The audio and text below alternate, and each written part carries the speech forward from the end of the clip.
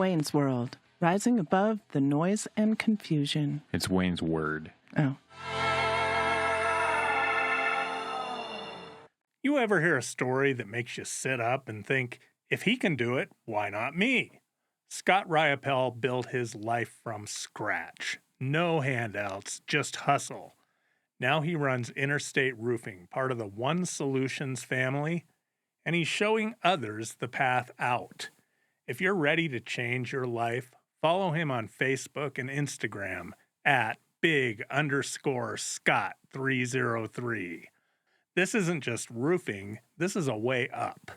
At Integrity Bank and Trust, integrity is more than a name. It's a way of doing business. My family does business there, and I can tell you they are the friendliest and easiest we have worked with over decades as entrepreneurs and small business owners. Integrity's expert and friendly personnel offer home loans, treasury management, personal banking, and other services for every stage of life. Integrity puts customers first, living up to its name. I'm with Lori Thompson, who is the board president of Colorado School District D49, a major Colorado school district, south part of Colorado Springs. Lori is in blue, and Amy Shandy, who is in black. She is the school board president of D20, another major Colorado school district on the north side of Metro Colorado Springs. And they are here today to talk about biological boys in girls' sports. Lori's district, D49, initiated a lawsuit against the Colorado High School State Activities Association, better known as CHSAA, because their policy conflicts with D49's policy, which is to protect girls' sport teams from boys coming onto those teams and displacing girls who are protected under Federal Code Title IX. Lori, why don't you start by telling us why you filed this suit and tell us a little bit about it? Well, and it actually went beyond CHSAA. The suit is also filed against Phil Weiser, the Attorney General for the state of Colorado, as well as CADA, which is the Colorado Civil Rights Division. And so what had happened, we had passed a fairness and safety in sports policy. And basically it just said, hey, we have co-ed sports that anyone can participate in. But if you are going to play boys' sports or girls' sports, designated sports, you were to play with the gender that you were born as. And so we've run into a lot of different conflicts with abiding by different things. First of all, we have a contrast between federal and state regulations and protected classes in a bunch of different areas. It was actually our superintendent in District 49's case who proactively filed the lawsuit the day after we had passed the policy. Okay.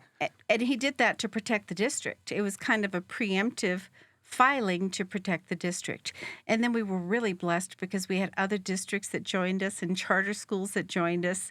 And now we cover the bulk of Colorado Springs. Right. So Amy, D20 joined the lawsuit. What other district has joined the lawsuit? District 11. District 11. Yes. That's downtown Colorado Springs, the city's central school district. Are we seeing a lot of this where boys who were created as boys are trying to get into girls' sports, having had sex changes, or just simply deciding to change their gender identification, the way they identify? Well, federally, students have a certain protected anonymity in a lot of areas. And so it's not that we have quick access to that kind of data. We have had one case that I've heard about so far where we had a girls' soccer team that competed against a soccer team in Pueblo, and that team had a biological male on it. And the final score was 2-0, and he scored 2 points. And so it's more of a case of we're looking what's happening across the country, and we know that mission creep is coming to our area. Yes, it is. It's happening all across the country. We see every day another example, even in the Olympics, of someone who was created as a male, became a female. We're not here to judge people. I'm not here to judge people who do that, but we're talking about competitive sports. And I'm the father of 6 boys, and I can tell you by the time each one of them turned 14, 15 years old, no girl was ever going to be bigger or stronger. Very few. I mean, it would be somebody way on the margins. And that's not to say anything negative about girls. It's just that boys and girls develop differently. Amy, why did you join the suit? Did you just hear about D49 doing this and you wanted to cut it off, make sure that wasn't going to head it off at the curve, or so to speak? No, it's a real passion to protect our girls. And we, me personally, I just felt like if I had the power to protect them in the same way that I fought for additional security in our schools. We didn't wait for a school shooting to happen to increase our security in our schools. This is happening in D20. I know we have at least one transgender on the opposite sex team, but we don't need to wait for it to become a bigger problem. We don't need to wait until someone actually has a traumatic brain injury and their entire life has changed. We can do something preemptively. And so it was that passion to protect, in this case, our girls, and do it before fall tryouts started. And that was my push all along. Like this, we need to have something in place to protect our girls before fall tryouts start. What has been the reaction to this? Are you hearing from a lot of opponents to your lawsuit? I can kind of speak to that a little bit because we had a different crowd, but we've had, from the community itself, we've had overwhelming support, and there have been some who have been opposed.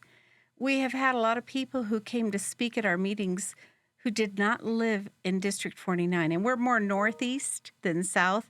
I know from Monument, everything's south. Everything seems south from here, yes. But we cover 132 square miles. So we're east of Powers. We go out to Falcon, a little bit across Woodman. It's a huge district. Yes. And so overwhelmingly, the people who live in our district have been supportive, but there have been a few people who were not supportive. It's the same thing I found out with our Student Board of Representatives. Overwhelmingly, they were in favor of it, with a few people who disagreed. And I like civil discourse. I believe in the First Amendment. So overwhelmingly, I'd say it's been very positive and encouraging. And what I've heard going around town from outside of my district, there has been a lot of positivity over this. It's my understanding that D49 is, if you want to talk about cultural, ethnic, racial diversity, probably the most diverse district in the metro area of Colorado Springs and perhaps the entire state. I think there is a lot of diversity within our district. I'm sure there are other areas that have different income level disparities, or they can have different makeups. But when it comes to certain things, Falcon has always been, and keep in mind, we're not Falcon anymore. I kind of have to backtrack a bit. Falcon being a suburb of Colorado Springs. Correct. And we used to be known as Falcon School District 49, which was actually started 2 years after Abraham Lincoln was assassinated. So we've been around for a while, okay? Wow. Yes. And now we've dropped the Falcon portion, and we are District 49. And so we have such a wide range of different people within our community. But when it comes to individual freedoms and rights, District 49 is really strong in that. We have 52% of our students attend our charter schools. And I'm really proud of that. We passed a Parents' Bill of Rights and Responsibilities. So when it comes to educational choice, we have such a wide offering of different programs. And so I think we tend to be a little bit more independent. It seems to me school choice is really almost a panacea for a lot of the ills in the educational establishment. If you don't like what's going on in this school, you can shop around and find one that is better suited for the individual needs of your child and put that student in that school. Now, I'm just theorizing here. Is there the potential for parents to start a charter school that only offers co-ed sports? Maybe you have a girl who insists on being on the football team. Well, if you had a co-ed football team. Actually, that is a sport that is a designated co-ed sport. Right, but so football is. But I hear what you're saying, and the neat part is, well, first of all, charter schools are public schools. Yes. So they have to follow the same guidelines as a traditional a traditional school within our district. And so through middle school, wrestling is co-ed. It's based on weight classes, and it's not until the high school level where it becomes male and female. And so what the future, I think you've hit on one thing, that there has to be different future solutions. And I don't know what those are. I wish I had a brain big enough to envision it, if it's a separate category or what it would be. But we have a lot of sports that are co-ed sports, so there shouldn't be a student athlete that is denied the right to participate in some type of sports. And Title IX ensures that girls have girls' sports teams so that they can join. Well, you have to look at why Title IX started. It was so girls would have a fair chance. And so it was equality of opportunity for female participants. And so it went even beyond sporting. And that's what really breaks my heart now. It's like, why is there Title IX if it doesn't matter? Right. And like you say, football is technically a co-ed sport, but it's almost entirely male. Because of the size and strength difference between girls and boys, you'll occasionally see a girl who is a place kicker or a field goal kicker, but you don't typically see a girl quarterback or linebacker or lineman on a boys' football team. Not at the high school level, certainly. No. Yeah. And Title IX has benefited generations of women in the country. And that's what's partly so heartbreaking is watching our efforts of the state of Colorado undermine the female student athletes' ability to compete in their sports, to earn scholarships, go to higher education. I think that's part of the drive of why I did this. You know, I put myself forward and said that we need to protect girls in that way. Volleyball, I assume, is not a co-ed sport. It is not. Although it could be. You could have a co-ed team. But if a biological male joins the girls' volleyball team, I would think that would be a tremendous advantage for that player. Just simply, he's likely to be the tallest person on the team. Well, that's an excellent example of watching a transgender play on a women's or girls' volleyball team. That's a case for a girl who got severely injured by taking a spike to the face from a male who was playing on the female team. Right. And her life has forever been changed. And I'm not a medical expert. And I'd also like to clarify, both Amy and I, we're speaking as individual board members. We don't speak on behalf of our boards. We can only speak for ourselves, although both boards passed that policy. Yep. So there was a quorum to pass those policies. But I read one article that said if you have a comparable male and female athlete, so they might have similar size musculature, I guess. It's hard to get the same because of the body compositions, but that a male still has 162% more punching power. So you think of something like volleyball, and you can see how an injury could happen. And so it's just to be aware that there are differences between men and women. There's always outliers, and that's what we get to hear a lot about is the outliers. Well, sure, there are some phenomenal female athletes who might be able to compete one-to-one with boys. But the evidence, the empirical evidence is right there of how many trans boys do you see winning track and field events and setting new state records? A lot. Well, no, trans boys. Oh, I see. They were biological girls at birth who became a boy. They don't win. No. They don't win. But the other way around, they win frequently. It's astronomical, the numbers from across the country. And people think it's really rare or it's just 2 or 3 cases, and it's not. It's thousands of cases. And this used to be a very marginal thing. I've never been judgmental of anyone's sexuality, sexual orientation. If you have gender dysphoria, you have gender dysphoria. But it's not common.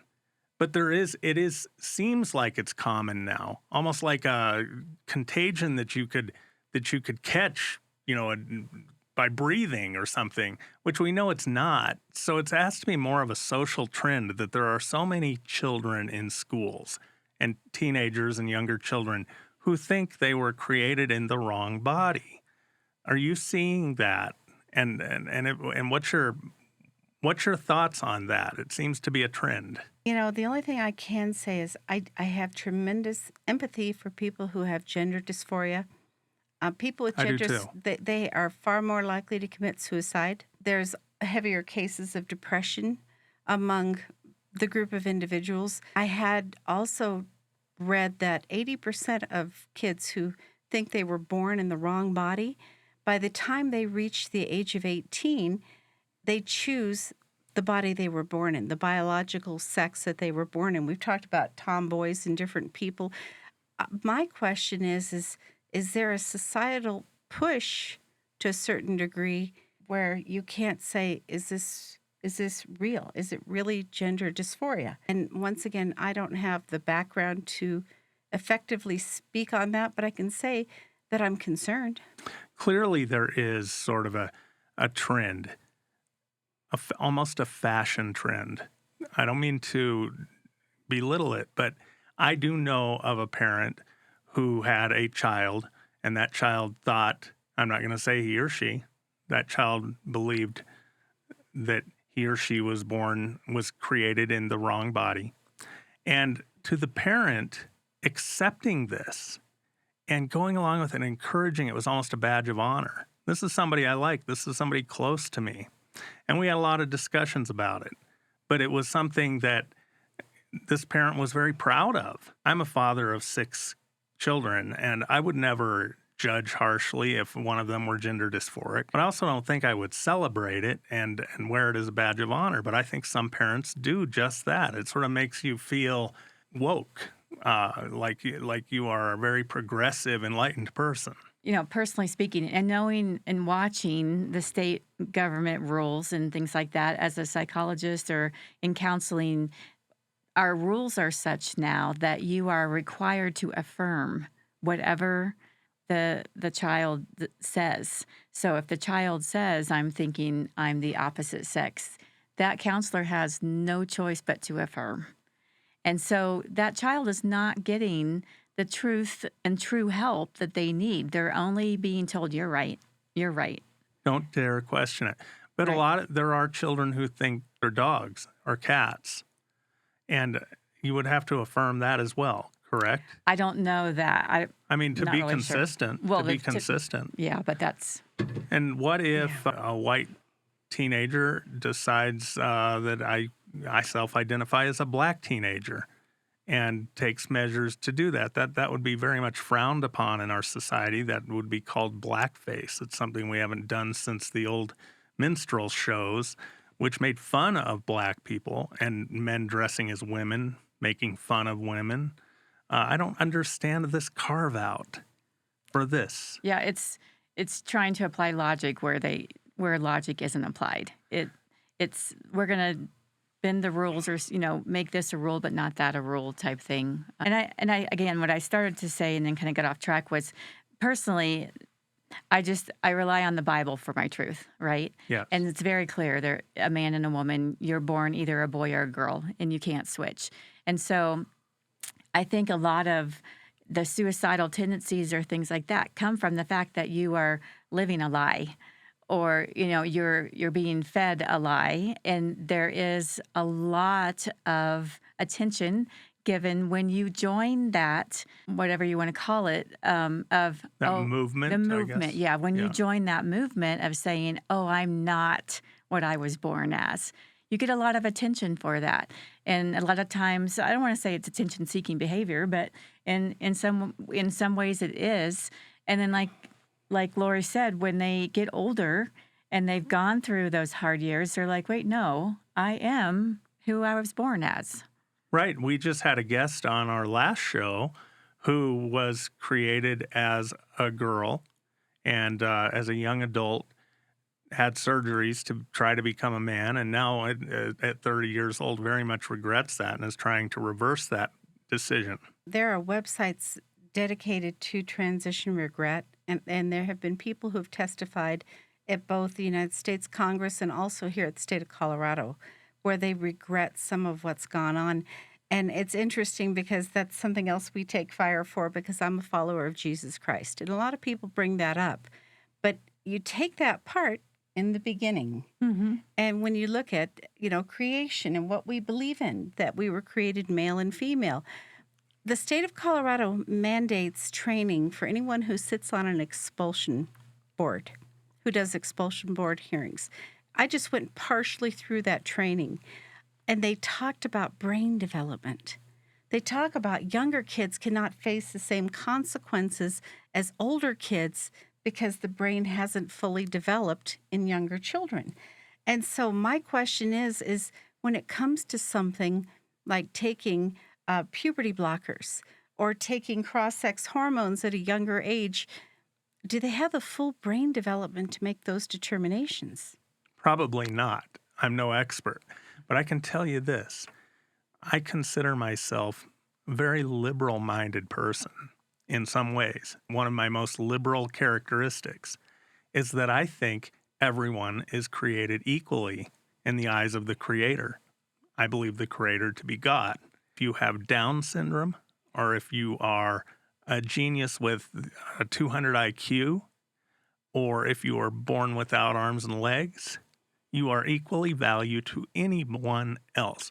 And I always thought that was a liberal, progressive value, a way to look at the world, that billionaires are no more important than poor people. Presidents are no more important than the homeless person on the street in the eyes of God.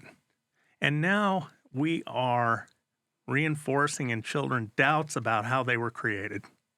And that seems very judgmental to me, almost a form of bigotry. You're not right the way you are.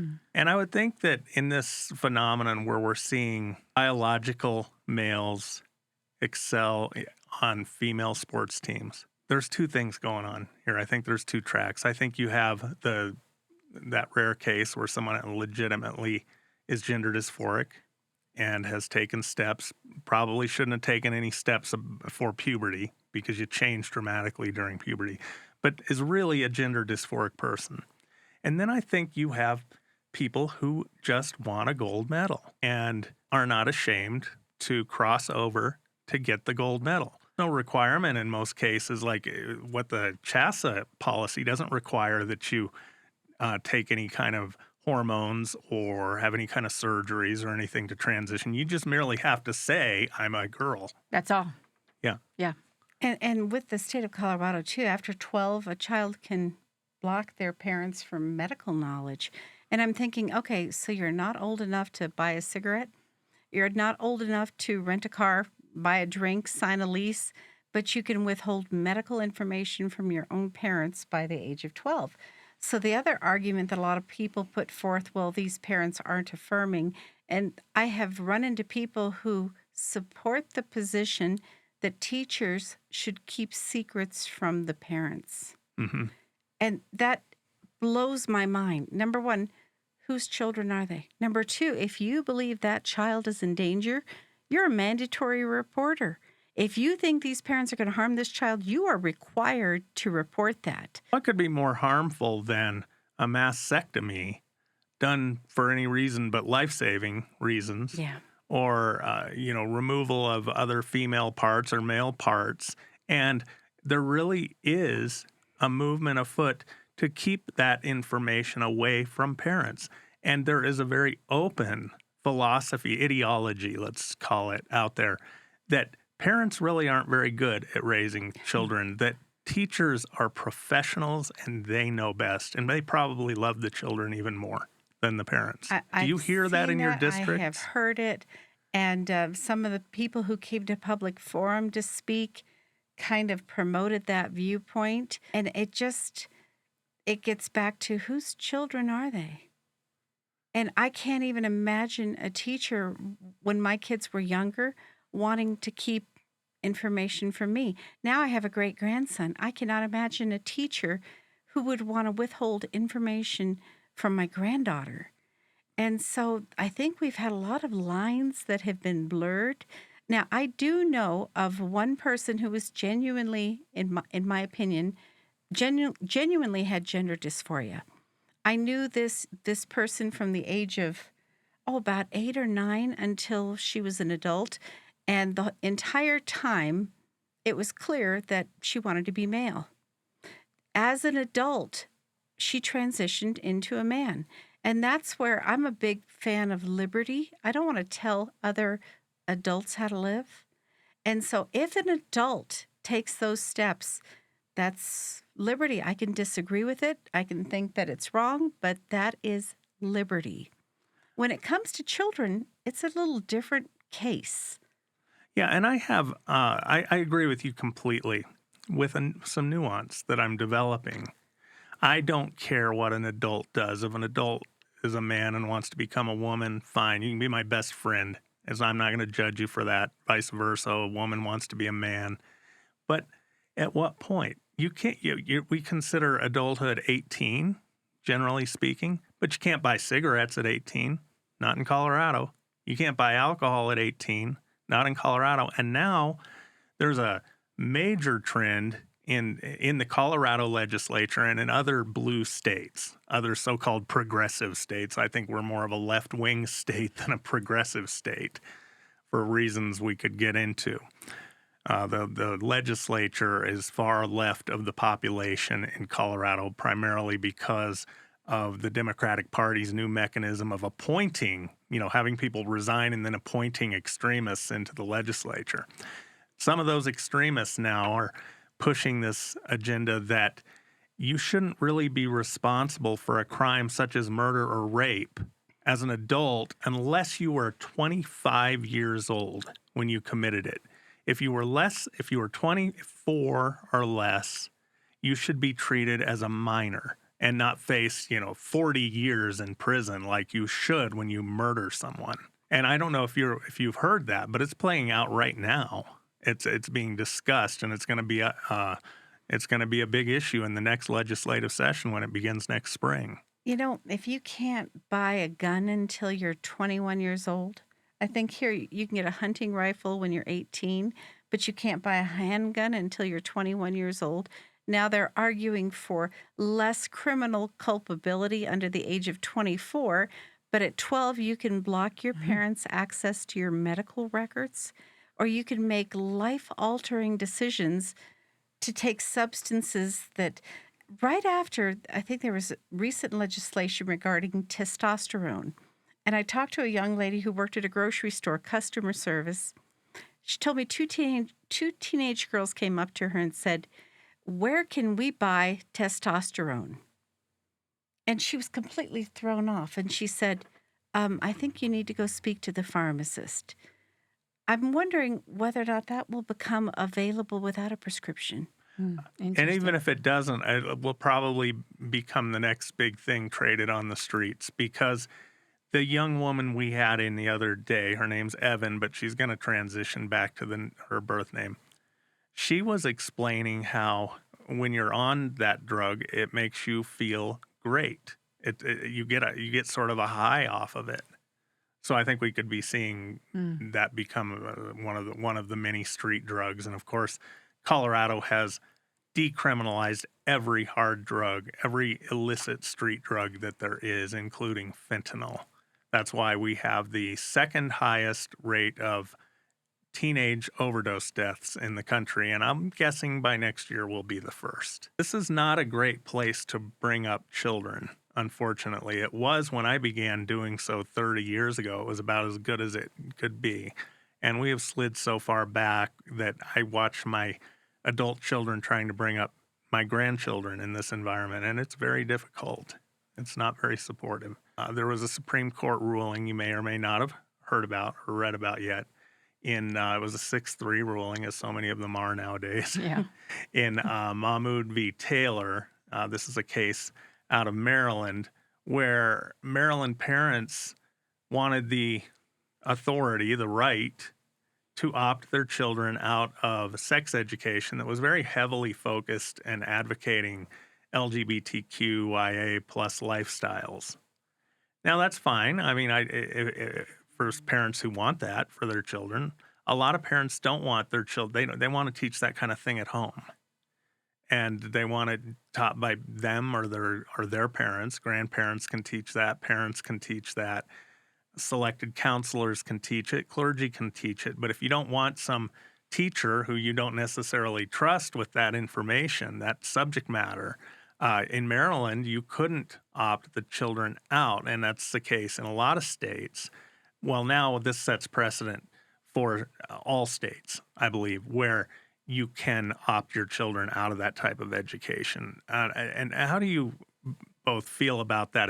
Has that ever come up in any of your school board meetings? I think it's very powerful ruling that will help us create some guidelines and go along that same path. I think it will also help us in looking at books again and what's appropriate or not appropriate. I think that will give us some foundation to stand on. So I didn't get to read the article, but I did see the headline today and was excited to see that came out the way it did. The fact that we have to have a Supreme Court ruling to determine who has more authority over a child, a school district or the parent, pretty much tells everything about where we are as the state of society right now. This thing where the educated, professional, licensed teacher is really a better parent than the parent. And that is the case in some cases. There are a lot of abused and neglected children and bad parents.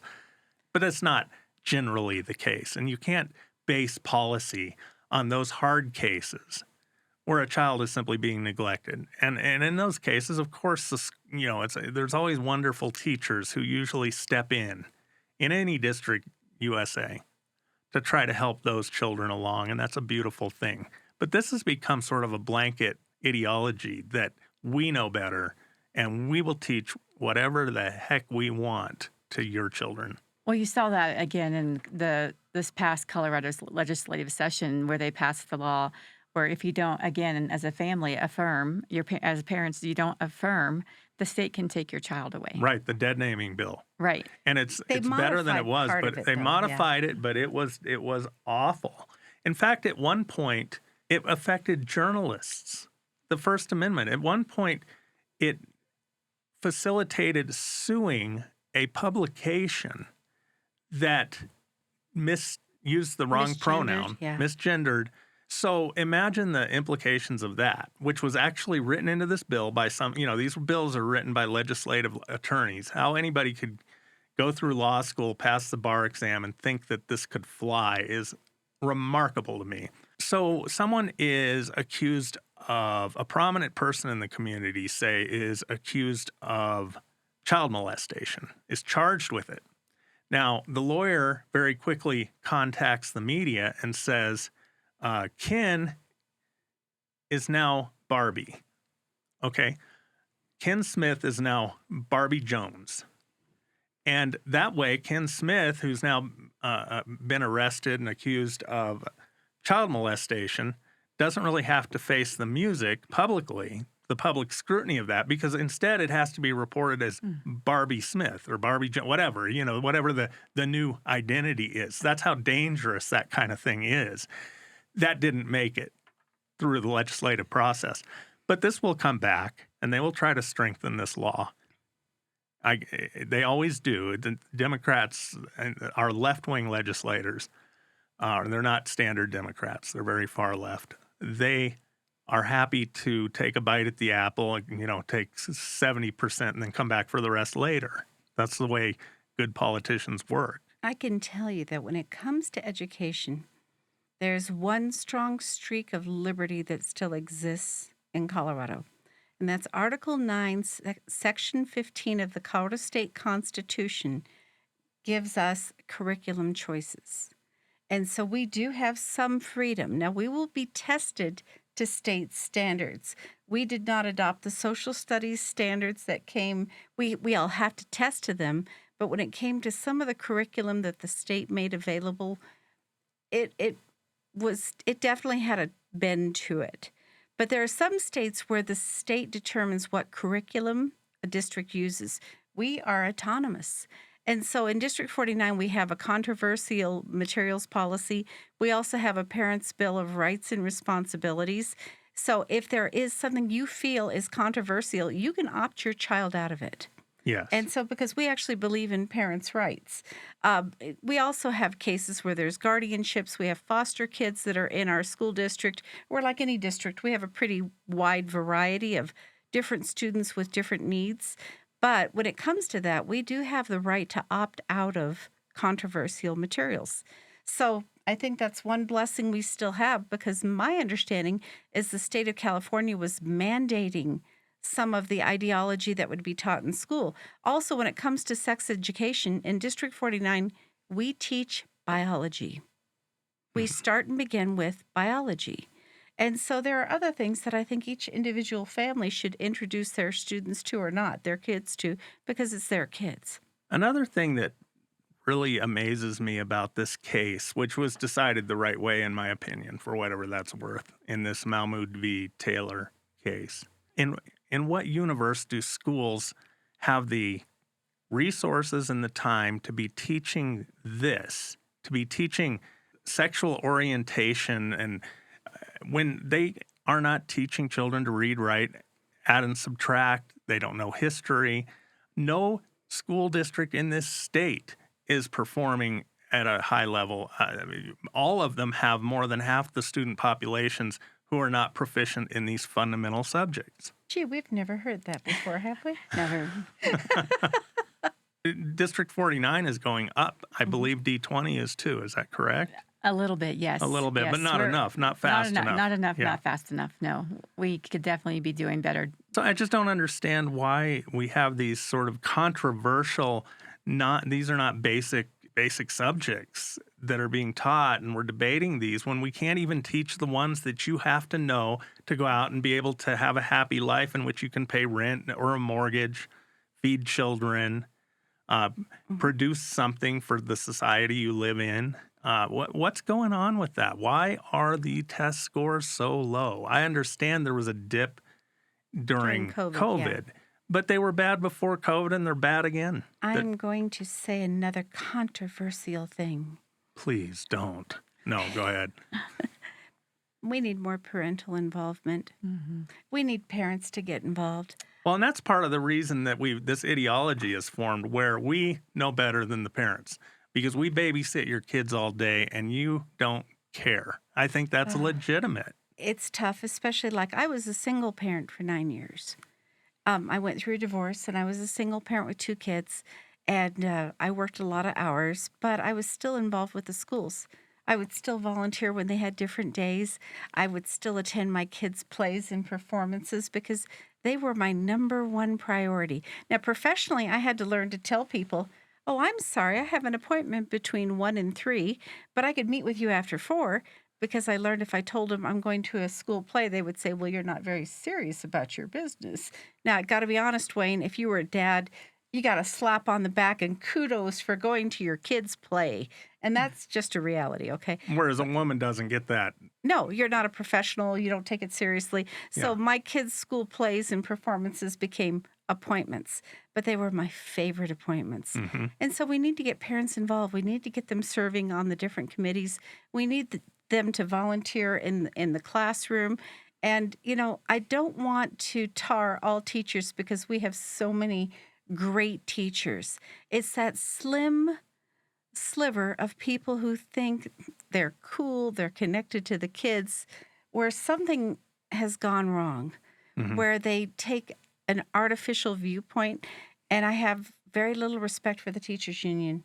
I don't know are you a unionized district? No, we are not. We're not a unionized district, but seeing And some District of the materials, 11 downtown they is becoming a just- non-unionized district Correct. for the first time in many generations. Yes. But Yeah. seeing some of the things the teachers union has supported or not supported, when you look at the different things that are put forward that says, do you support this? And I know that the National Education Association, they voted down a resolution that said educating children is our number one priority. How could it not be, right? But to go back to your point, I second you with what you said in your testimony about raising, 2 kids as a single mom. I think it's less about the parents don't care, but it's more about that right there. They're working 2 jobs or maybe 3 jobs, and they don't have the capacity to necessarily be involved in schools or in the homework or in their child's life in the way in which they do want to be, but they're just trying to make ends meet. Yeah. Yeah, And and that's I've- a reality. It is. So let's call on grandma and grandpa. Yeah, right. Right. We need more grandparents involved. I love being a grandparent. I'm a relatively new grandparent. 3 Congratulations. grandchildren. It's the greatest thing, other than having my own children. But I will tell you, my wife, Dee Dee, and I had 6 kids at home at one point in 5 different schools because we very much believe in school choice, and our children were all very different. Right. I had one of them at an aerospace academy up in Denver because he was obsessed with aviation, and The he beauty stuck of to it, and he's in choice. aviation today. And he graduated from an aviation high school. And I had 2 in a Catholic school across the street from us. And then I had one in middle school, and I had 2 in 2 different high schools. I will tell you, that was when we had 6 kids in 5 schools, that was the toughest year of my life. Juggling work, household obligations, and, okay, you're going to this play over here, and I'm going to this recital over here, and then you take this child's teacher conference, and I'll take that child's, and it was just incredibly difficult. And we dedicated ourselves to that. But I can understand, and we had the flexibility because of the type of work we do. Both of us, we had the flexibility. Yeah. A lot, that is unusual. I don't think a lot of parents could have pulled that off. We're thankful that we were able to, but I wouldn't want to go through that again. No, no, never. And So- you're right. There are a lot of people who are in really hard situations, making ends meet. And then it's like, how much more do you want me to take on at this point? Especially if they have a child involved with sports. Yes. So if they have a kid involved with sports and they're taking them to practices, they're getting up early in the morning with a cup of coffee to go to the sporting game. And so I do respect that parents are very busy. It's just to be informed with what's going on. But I also think that we cannot put all teachers in one box because I know some No. amazing teachers. Amazing teachers. There are yes. amazing Yeah. teachers, but their union is not amazing. Yes, I will agree with that. Yeah. It was only a couple years ago. Let's see, what year was it? I'm going to find out right now. It was 2023. Colorado Education Association came out with a statement, and they passed it. This was voted on.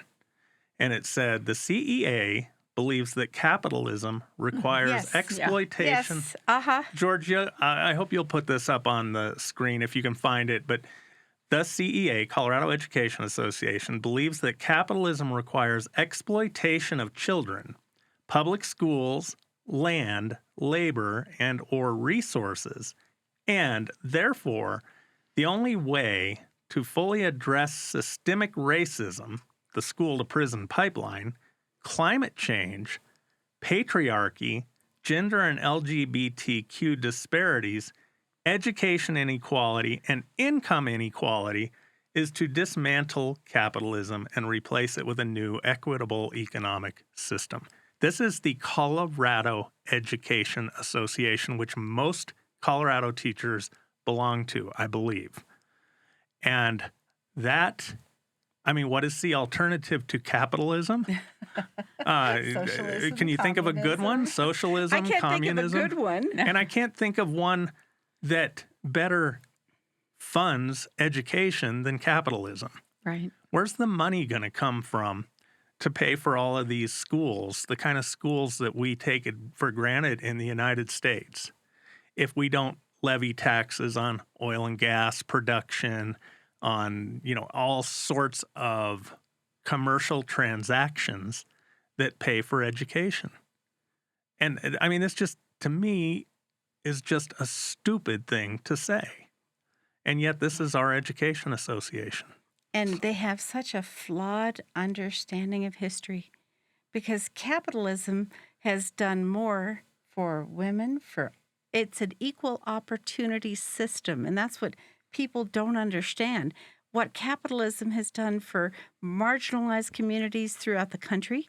You can come here and you literally can become whomever you want to come within limitations, of course, that's just your own ability. But when you look at some of the stories in the United States of America, you're not going to find that anywhere else in the world. And that's just because we were the first to embrace capitalism. That's right. And I like to have guests on. I've had a number of them on. One of them is a sponsor of this show, and we did a whole show with him. His name's Scott Riappel. Grew up in abject poverty in Detroit, and ran into all the troubles you do when you're a teenager and you haven't had any appropriate parenting and you're in a big city like that, and ended up in prison. And now, because he exploited the opportunities offered by capitalism by selling roofs one door at a time. He's a very wealthy, successful businessman owning one of the 10 largest roofing companies in the country. I mean, if he wants to get around in a private jet, he can. He can do anything he wants. And I love to have guests on like that because you can only do that in a capitalistic society. And if you aren't succeeding in a capitalistic society, you're still living at a pretty high level because you can be the poorest family in the United States, and your child is going to go to a pretty good school relative to anywhere else. Venezuela? You want to go to public school in Venezuela? That's a socialist country.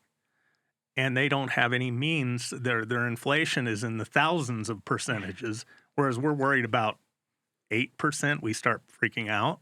I don't have words for the fact that our major teachers union wants to dismantle our economic system.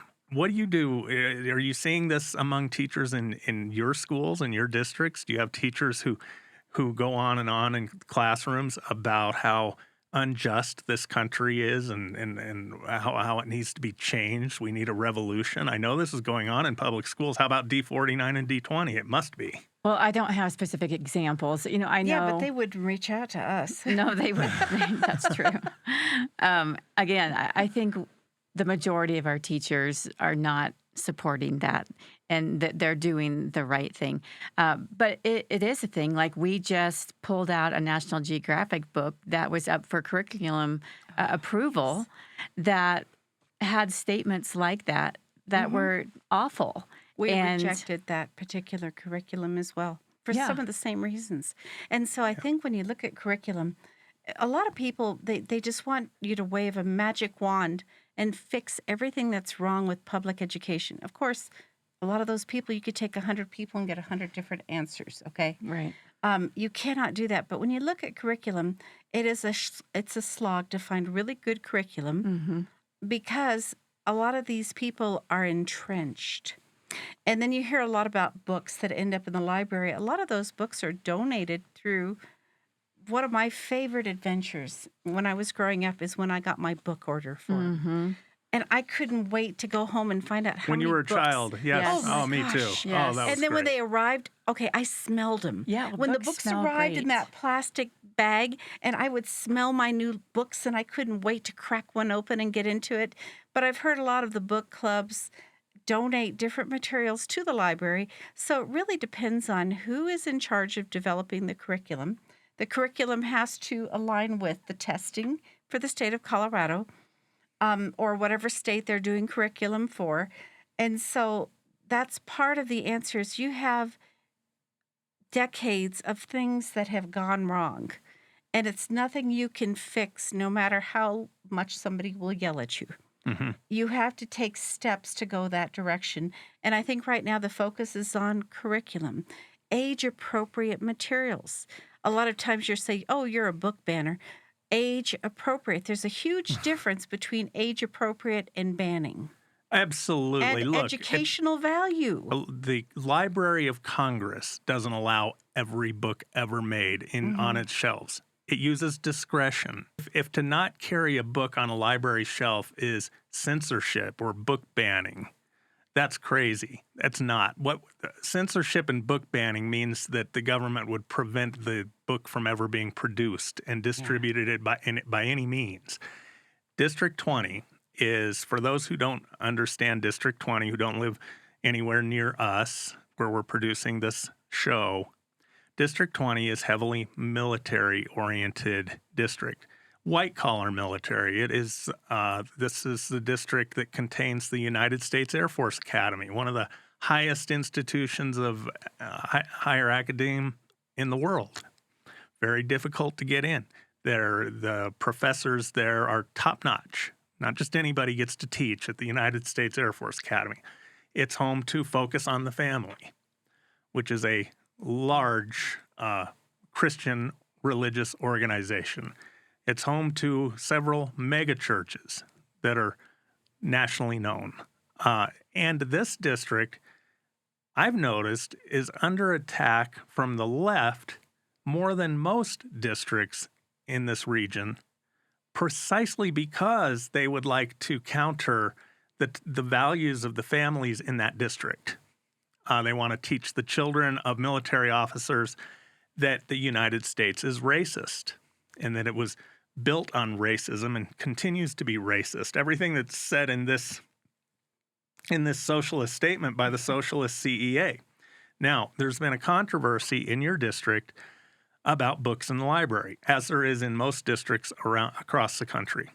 But in your libraries, and the Education Association, the Teachers Union, fights to keep these in the libraries. There's a book that actually tells young teenagers how to download an app where they can find a same-sex adult sex partner.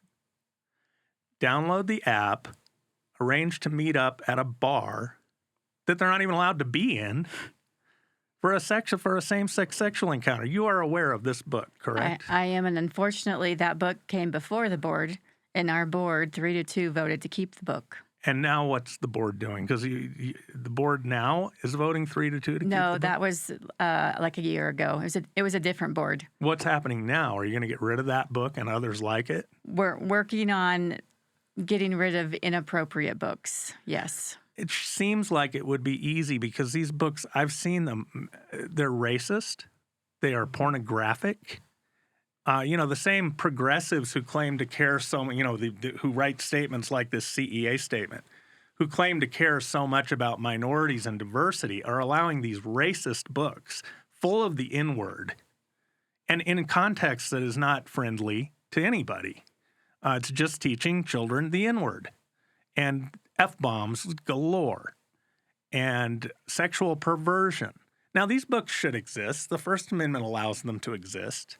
The First Amendment does not mandate that they be in a middle school library.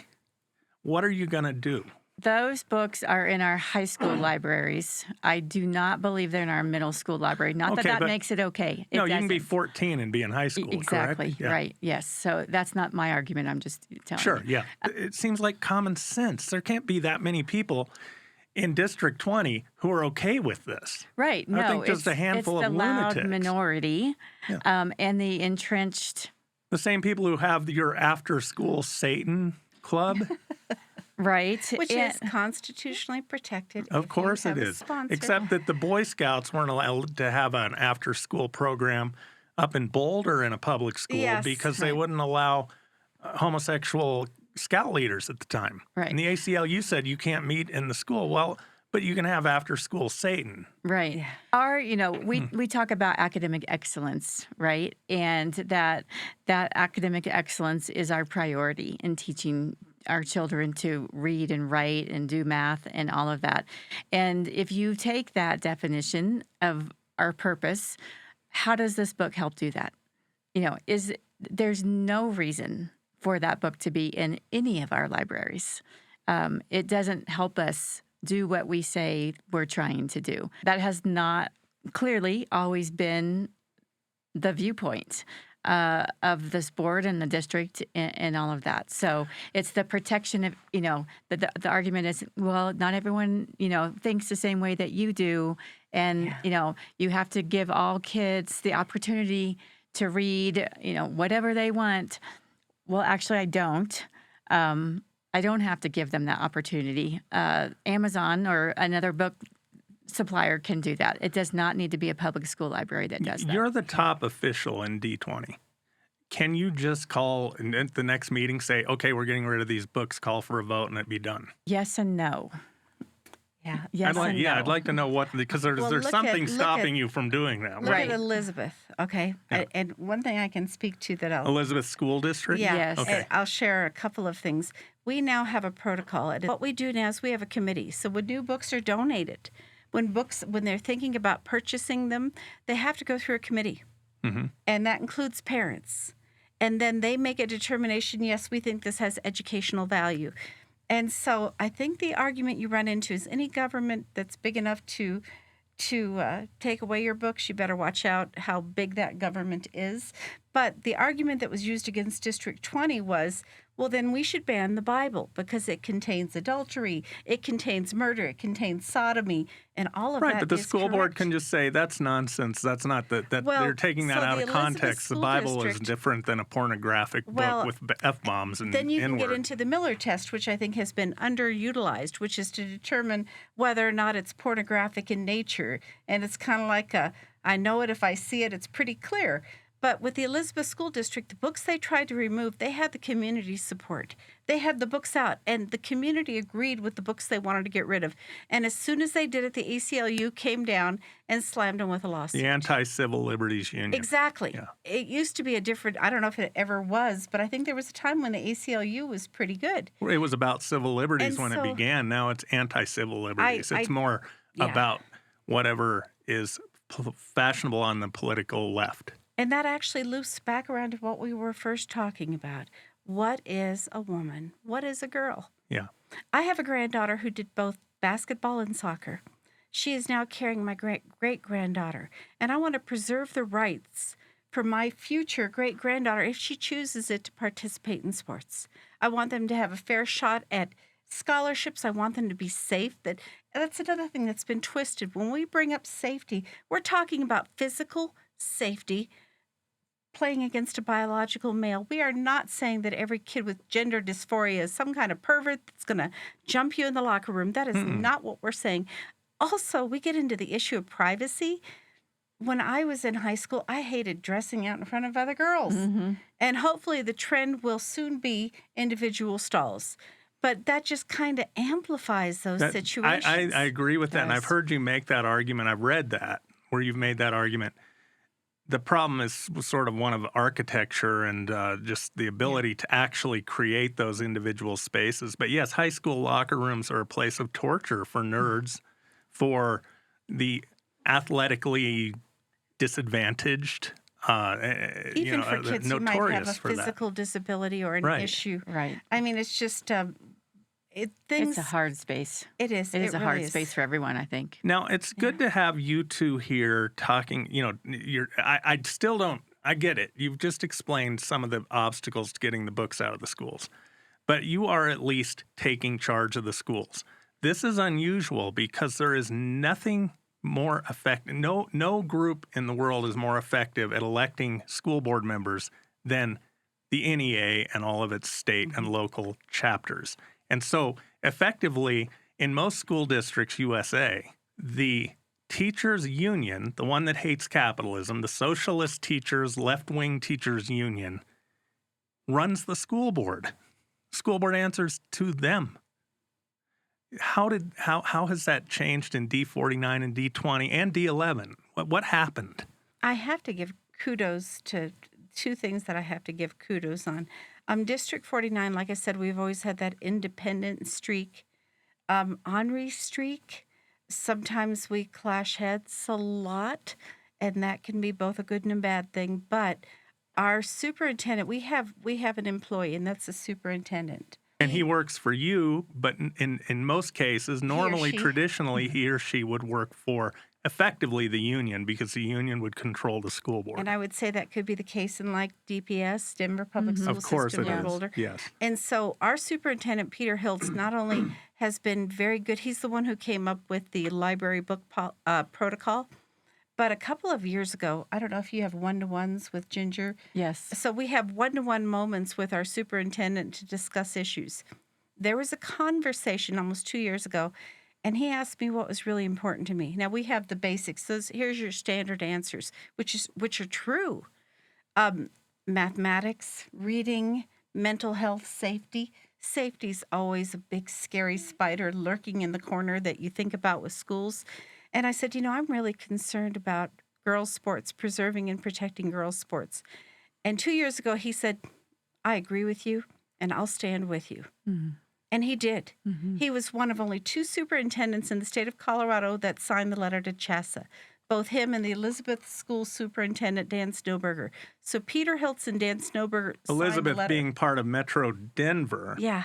So but that's totally kind of different. unusual. Yes. Totally different. Yes. So they were the only two superintendents to sign that letter to CHSAA, once again trying to preserve safety and fairness in girls' sports. And he proactively started the lawsuit the day after we passed the sports policy to protect our district. And I'm so proud that so many other charter schools and school districts have joined us. So Yes. I just have to give credit where credit is due. But yes, we have one employee, and that's the superintendent. And your board's answer to the electorate, not to the teachers union. I understand that about both of your Yes. boards, D20 and D49, and also that seems to be the case in District 11. Mm-hmm. So Colorado Springs is really leading the charge for sort of a education revolution that the rest of the country ought to follow. But you talk about school safety, and I'm dismayed that here we are, how many years past Columbine, the first real big high-profile school massacre happened right here in Colorado, Littleton area.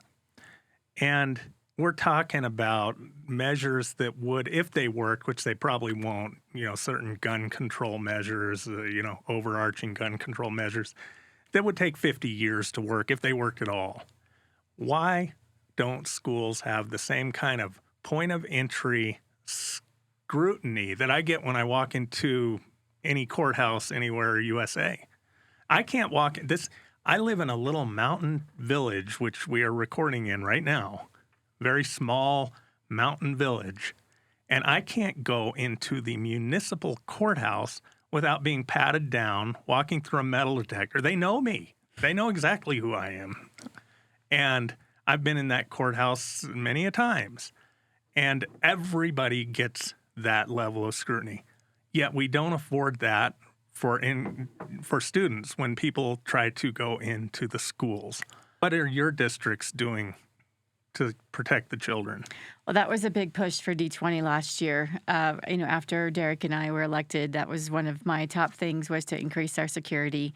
I still think, we need to do more, but we have. So administration took a 2% cut last year to increase the budget, and we were able to hire 15 new armed security officers to put in every school. So every school has at least one armed officer in their school. Are they uniformed? Some are, some are SROs. So they're, either school resource officers. Okay. So either El Paso County sheriffs or Colorado Springs, police department. And then some are on staff as D20 carrying officers. Okay. They're a D20 employee. So we did take, like I said, administration did take a 2% cut to make that happen, which I thought was a wonderful start in the right direction. It did give us more security than what we had before. Is it enough? Could it be better? Absolutely. There's always room for growth. Okay. And we have once again, we have the same thing that they have in District 20. Part of our district is in the city and part is in the county, which is why we have cooperative agreements with the El Paso County Sheriff's Department and the Colorado Springs Police Department. We also have security that's employed straight through the district. And I have to tell you, I am so proud of our security team and the hard work they have put into. We have a Raptor system where you have to show if you're going to get into the school, Yes. if an adult is. Mm-hmm. You put up your driver's license, and it'll scan the driver's license. Mm-hmm. Yes, we have the same. There's no way to make schools 100% safe. No. And we don't want to turn them into where kids feel like they're going to a prison. We do have portable metal detectors that can be deployed quickly if a credible threat is recognized. I personally do not want kids to go through a metal detector every day to get into high school. I hate the idea of it, but maybe if it stops one school massacre, it's worth it. That's always the argument, if it stops one. But what's to stop that kid from hitting the line outside of the school? True. And True so enough. the key is to have judicious wisdom. We do have safety film on our glasses. There's no such thing as bulletproof, but we do have a safety film that can prevent that window from shattering, and sometimes I think from penetration.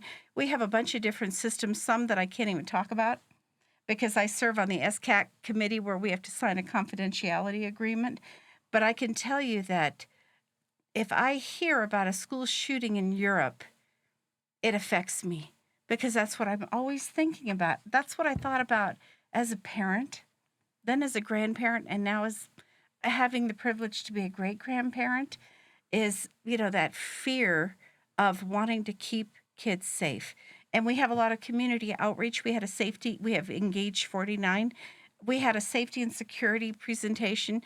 And I'll be honest, it wasn't well attended. It was in the evening. Mm-hmm. And they gave such good concrete information, like if you hear of a problem, don't rush to the school.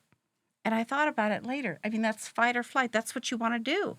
Yeah. But do you want first responders and ambulances to get Competing with you on the road. If every parent is now driving their kids to school, they used to walk. I used to walk.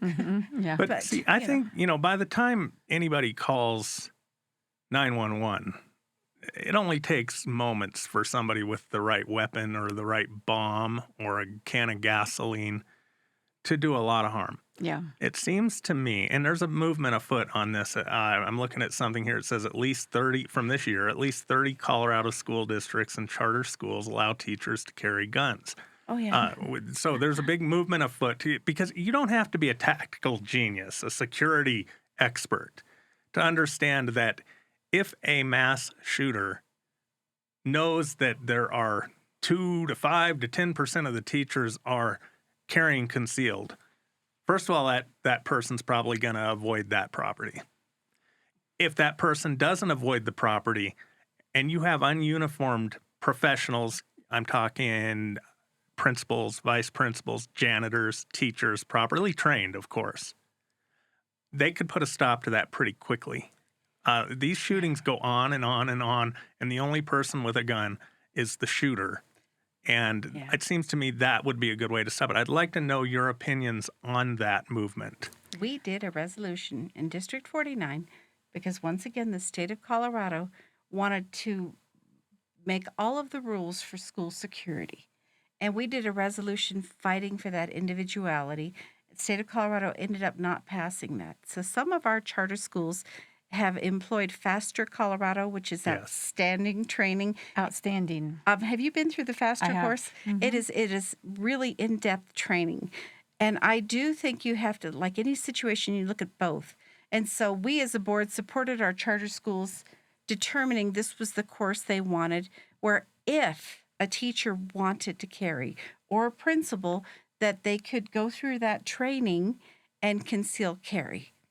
And so right now we don't have it necessarily in our traditional schools, but mostly you look at the situation that happened in Denver where a good guy with a gun was shooting a guy who was targeting police officers, and when they arrived on scene, they did shoot the good guy with a gun. But there's a lot of good stories about good guys and good gals with guns who make a difference. There's a lot, and the NRA puts those out all the time. The problem is it doesn't make news when one good guy with a gun stops a bad guy with a gun because there's no mass slaughter to report. Well, it doesn't fit the narrative, and it's also not very newsworthy because there's one person dead. That happens how many times a day in the United States that somebody gets shot. It only makes news if the bad guy can kill. Now, at this point, it's got to be 5 or more people before it's really a big news story. And I understand, I hear the emotional argument, oh, teachers, we don't want teachers with guns. What if something goes wrong? But you can train like Faster does. You can train. She went through the training. Yeah, you went through the training. You can psychologically screen. You can make almost 100% certain that the people approved to conceal carry in a school, the professionals approved to do that, are no risk to anybody but a bad guy with a gun or 100%. A bomb. 100%. There is absolutely a solution to increase our security in such a way and do it, in such a way that no one knows who's carrying. Yes. Except for the person who should know, our head of security. Well, law enforcement should know too. Yeah, exactly. Yeah. Yes. Yeah. But it is possible. It's just a matter of creating that, that program within our district and doing it. But Faster Colorado does an excellent job of training. I spent hours and hours of training.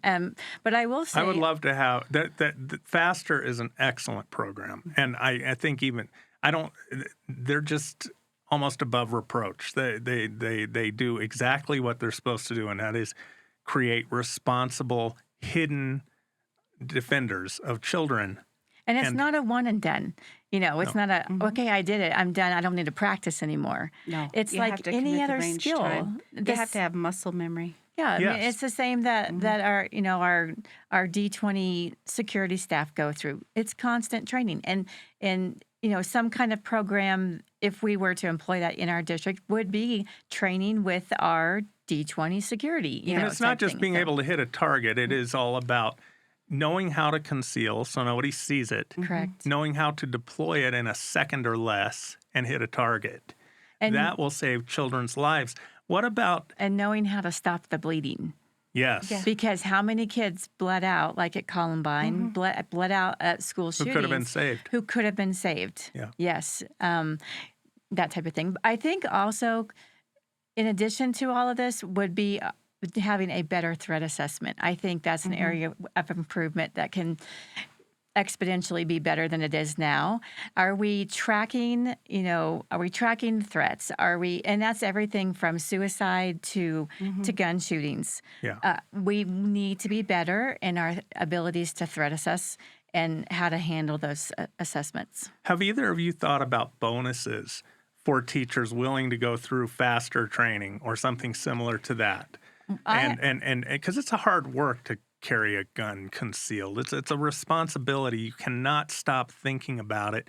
You become the politest person on the planet if you know what you're doing, because you don't ever want to have to use that weapon. You don't want any conflict with Right. anyone. So it's a job. Have you thought about offering a bonus so you could have a certain percentage of teachers willing to do that? I have teachers begging to do it. I have teachers who are very interested in it. I would say that our security, and I have to always respect their input, our school security officers are a bit more hesitant towards it, but a lot of them, most of the people in school security are retired CSPD and El Paso County Sheriff's Department or other law enforcement retirees. Yeah, and we have Colorado Springs, for those who don't know, is home to at least 7 major military installations. Yes, we have a lot of Air Force, a military lot that are there of too. Space Force, Army, a major, Fort Carson's. So there are a lot of active and retired military officers and enlistees that very much know how to Male defend. and female. Yes, exactly. And so, like I said, I think that there is a place. I think that there is a place for faster in school districts for teachers who want to go through the training and who want to conceal carry. I also respect that we want to work with our security teams. Absolutely. And so we do have it right now in our charter schools.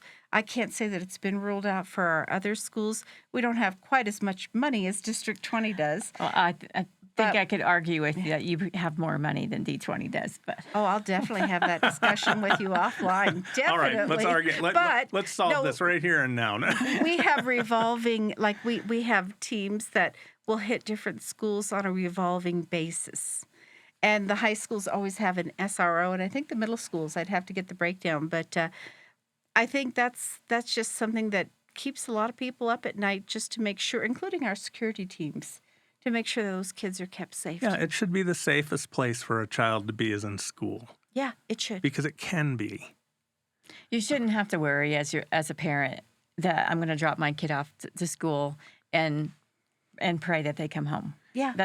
Now, another safety issue before we go, there's a lot of sexual predation going on in schools, particularly notoriously Jefferson County School District in Colorado has had, it's just one after another, of teachers and other school professionals sexually assaulting children. What are you doing in your districts to protect children against that type of behavior? Because, the fact is most teachers are great people. I hold them in the highest regard. They're not paid enough. However, it is one of those professions that is going to attract perverts because it gives access to children. That's not to say that most teachers are perverts. The vast, vast majority of them are the farthest thing from that. But their profession will attract them. What are you doing about that? Sexual predators can be in any profession. Yes, especially where there are children. It makes the news more when it's the church. Yes, Absolutely. But when you look at it, I remember in high school, I won't name that person who was at my high school who had multiple relationships with young women. So what you hope is that it's reported and you take quick action. You do background screenings, The but Raptor system. they like you have to talked have the about. background. And so if they don't have the background, then Yeah, what? screening is, you might catch somebody who's been caught before, but most Right. people don't get caught. Right. Oh, yeah. And so, or they reach a quiet settlement, depending on where they came from, Right. where it's kind of covered up and hushed up. I mean, New York's been famous for they call them the rubber rooms, where teachers who have been disciplined so many times, but they just get to sit around and do nothing all day and collect a paycheck. Because they don't want that hitting the headlines. I don't There's- know if that's part of it, but it could be. I've heard this, that there's a term in education called pass the trash. And you quietly, when you find a predator, you quietly get that person out of your district and into somebody else's district. You pave the way with good recommendations That's a and everything. violation of mandatory reporting. If an administrator knows that there is an alleged sexual offense, I can't imagine an administrator not wanting to follow up on that, not only for liability, but because a lot of the administration really cares about kids as well. They do. And so once again, she talked about threat assessments.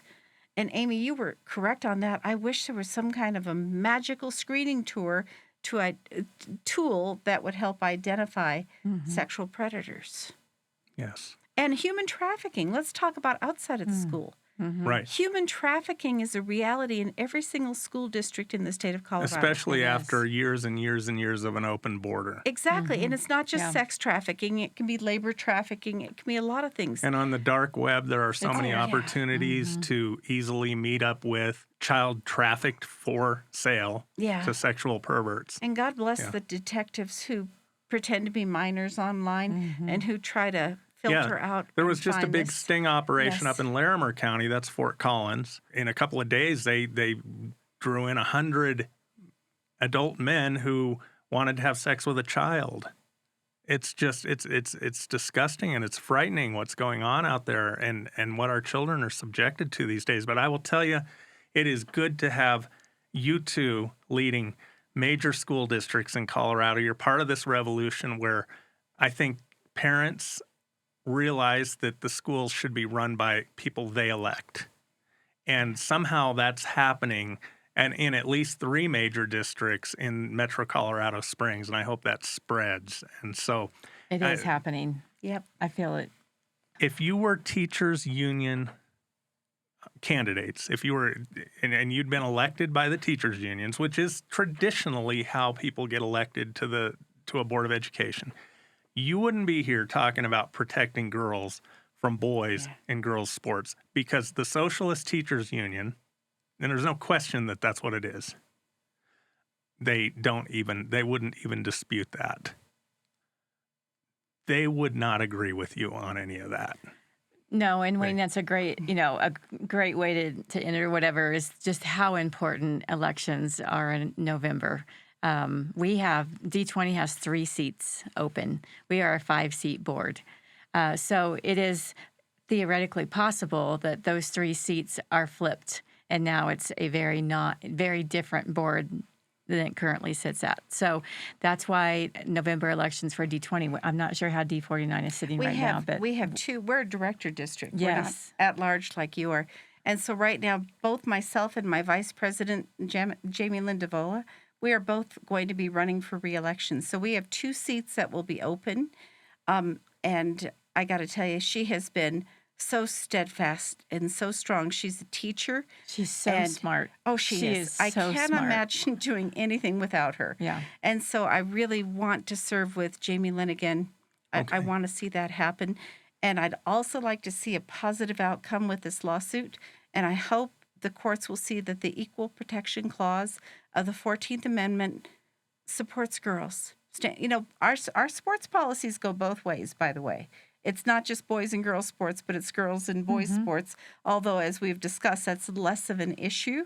Right. But I really hope that the Equal Protection Clause will come into play with this lawsuit, and that good things will happen for girl athletes across the country. Well, and thank you both for being here. I hope that your constituents in the upcoming election are not duped by union-backed candidates. You need to Yes. identify them and not vote for them, because the union has a left-wing, anti-American, anti-capitalist agenda, anti-family agenda. And when they ruin the schools, they get their way. That's the best way for them to pursue their countercultural anti-American movement, is by controlling the schools. So voters, don't let that happen. Amen. And thank you both for being here, and thank you so much for what you do, for your willingness to stand up against cultural forces to protect our children and to protect girls, particularly in girls' sports. And thanks for coming to the studio to talk about it today. Thanks for having us. Yes, thank you for having us.